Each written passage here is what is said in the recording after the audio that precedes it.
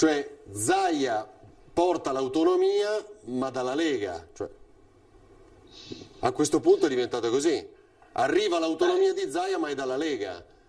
Beh, in qualche modo sì, guarda, io penso che, sai, in Germania, no, c'è la CDU e c'è la CSU, no? I Esatto. cristiano-democratici c'è il Partito Nazionale, e poi però in Baviera, che è sempre stato per i veneti un riferimento non solo come modello socio-economico, ma evidentemente anche politico, c'è quella CDU che invece è, diciamo così, la costola bavarese autonoma dal Partito Nazionale, che secondo me sta venendo a creare una situazione un po' simile, cioè c'è la Lega di Salvini, che è la Lega nazionale, con i suoi progetti nazionali, e poi c'è la Lega Veneta, la Lega di Zaia, che invece ha un altro core business, mi pare che dell'allargamento a sud gliene freghi poco o nulla, e invece molto orientata sull'autonomia, anche se, permettimi solo di chiudere questo ragionamento sull'autonomia, la strada secondo me è meno semplice di quella che sembra, perché sicuramente Zaia adesso ha un'autorevolezza pazzesca da mettere sui tavoli romani, però consideriamo una cosa, in queste elezioni le forze di governo